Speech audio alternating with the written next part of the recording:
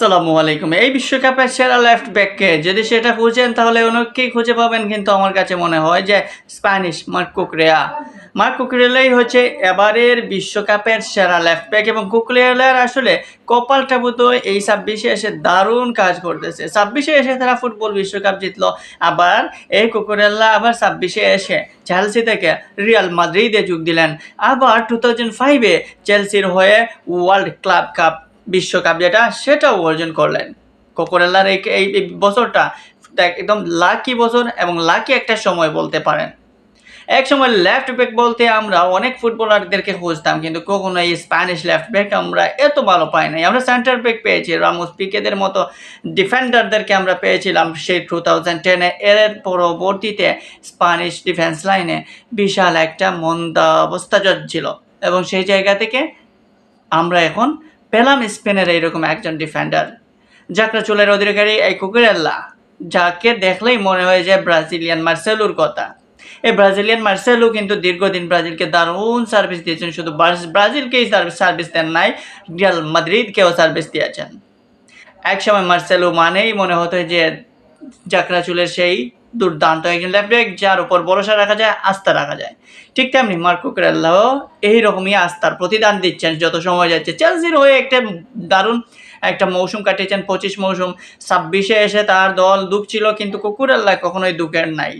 তার দল খারাপ খেললেও তিনি পারফরমেন্স করেছেন, তিনি ডিফেন্স সামলে অ্যাটাকে গেছেন, এমনকি চেলসির হয়ে গোলও পেয়েছেন।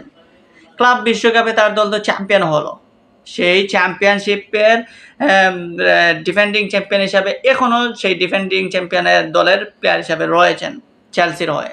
চেলসি গেল, এবার 26 আসলো। 26-এ এসেই ধামাকা দেখালেন তিনি, চেলসি থেকে যোগ দিলেন তার স্বপ্নের ক্লাব রিয়াল মাদ্রিদ। রিয়াল মাদ্রিদের হয়ে খেলা সবারই স্বপ্ন থাকে, কিন্তু সেই স্বপ্নটা আসলে কয়জনের সত্যি হয়? কিন্তু এবার রিয়াল মাদ্রিদের কোচ হোসে মরিনহো যেন কুকুরেল্লার স্বপ্নটাকে সত্যি করলেন। সেই রিয়াল মাদ্রিদে যেই জায়গায় মার্সেলো খেলতেন সেই জায়গায় আবারও জাকরা চুলের অধিকারী একজন প্লেয়ারকে নিয়ে আসলেন, আর সেটা হচ্ছে এই মার্কো কুকুরেল্লাকে।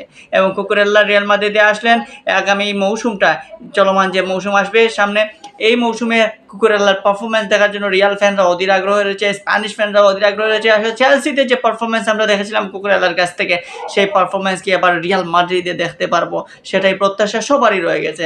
এবং বিশ্বকাপে কুকুরেল্লার যে পারফরমেন্স, আগুন জোড়া পারফরমেন্স দেখালেন, এবং বিশ্বকাপে তার পারফরমেন্সের আলোকে আপনি সেরা লেফট ব্যাক হিসেবে আপনি তাকে রাখতেই পারেন শীর্ষে, এবং তার বিকল্প হিসাবে এই মুহূর্তে আমি আর কাউকেই দেখছি না।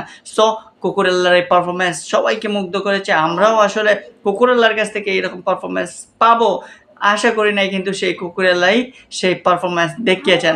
স্পেনের একজন অতন্দ্র প্রহরী বলতে পারেন লেফট ব্যাকে কুকুরেল্লা, সাথে আপনি স্পেনের ডিফেন্স লাইন যদি দেখেন একদম তরুণ নির্ভর এবং একদম ইয়ং একটা defence line. Cubarsi, Laporte, Pedro Porro, Cucurella, এই চারজন যখন দাঁড়িয়ে থাকেন তখন স্পেনের ডিফেন্স লাইন বেদ করে যাওয়াটা খুবই কঠিন, খুবই কঠিন। সো কুকুরেল্লার এই মৌসুমটা স্পেনের হয়ে যে পারফরমেন্স করছে, সেই পারফরমেন্সটা আমরা রিয়াল মাদ্রিদের হয়ে দেখতে পাবো কিনা সেটা আসলে দেখা যাবে লিগ শুরু হয়ে গেলে।